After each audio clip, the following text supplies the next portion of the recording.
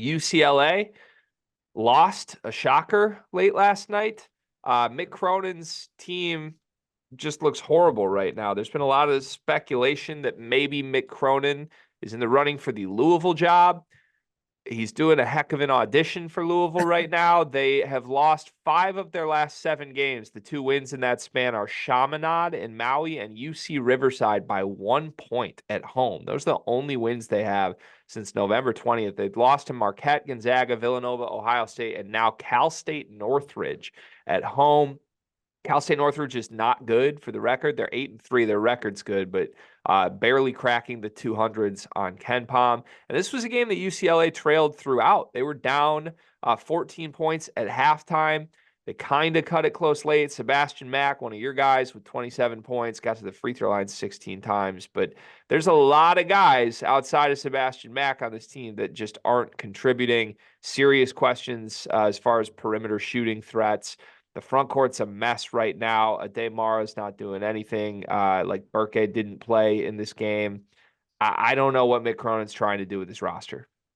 Yeah, Mick Cronin might have had maybe not the worst summer, but the biggest swing and miss summer of all time. Like everything that we thought about the UCLA team was, oh, they're bringing in these talented international guys. Like these guys are going to be good. These guys are going to be special. I mean, there was Ade Mara, like maybe national player of the year level type player, scouts drooling over him. He looked amazing in practices, and every single one of the guys has flopped. And this is a classic case of, I like Sebastian Mack. I told you that. I think he's a good player. Sebastian Mack being your best player probably isn't a good thing if you're UCLA, though. Like, you don't want Sebastian Mack to be your number one guy. You want him to be a good player, but you want him to be like your 4th option, 3rd option on a really good team. Eventually, maybe being higher than that. But as a freshman, that's just crazy to me. Just disappointing, to be honest with you. Like, Mick Cronin and this team, even though the international guys haven't been as good and just the guys they brought in haven't been as good as you thought, you can't lose these type of games. Like, if we bring in the net rankings on this, I know you talked about the wins. The 5 Bruins wins with the net ranking of the teams they beat. UC Riverside, 276. LIU Brooklyn, 336. Lafayette, 337.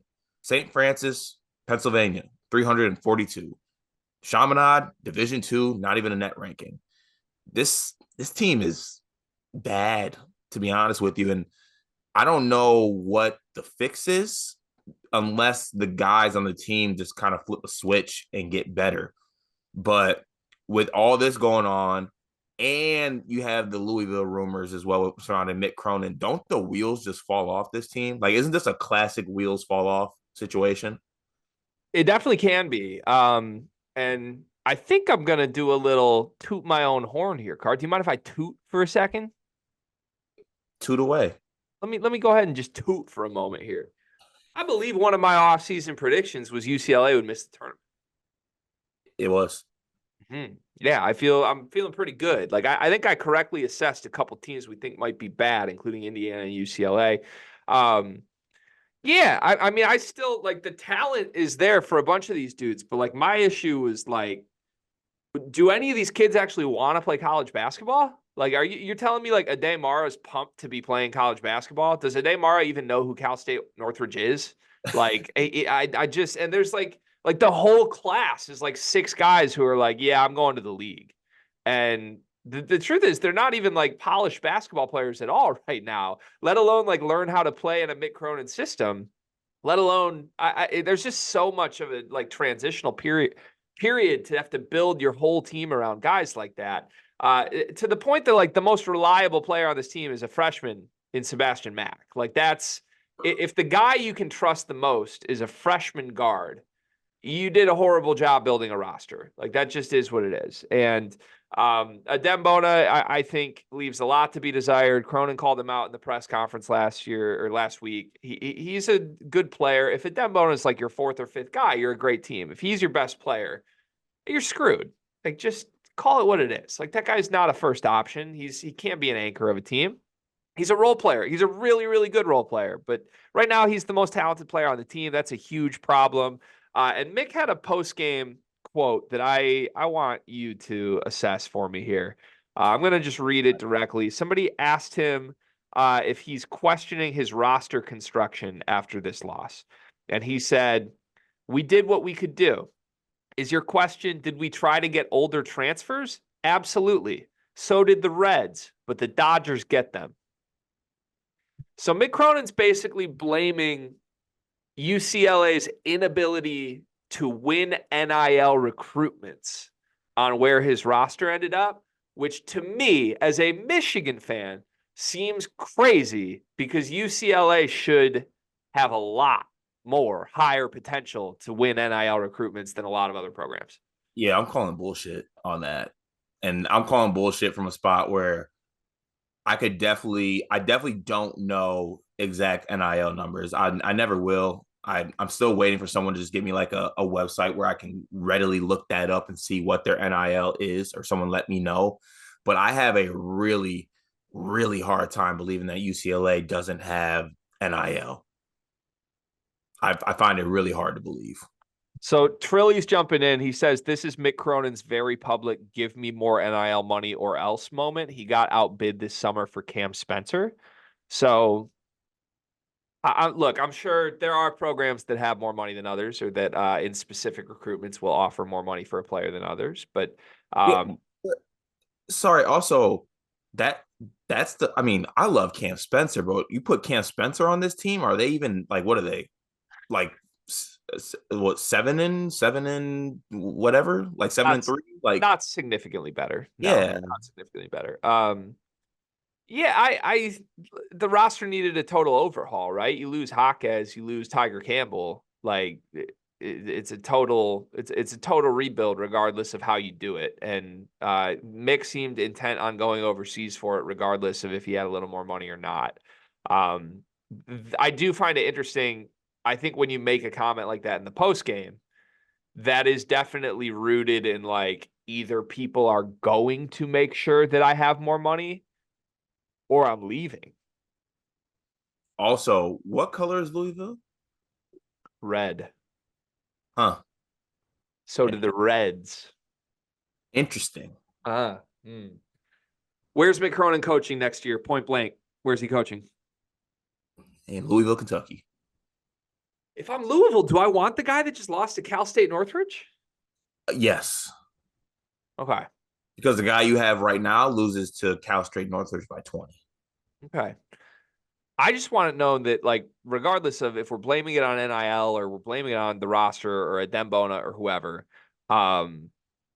UCLA should have beaten Cal State Northridge by 20 last night. They Yes. have more than enough to win that game. And I'm not with, like, just in general, I'm not with the excuses. I said I'm ripping the Band-Aid off with my own coach.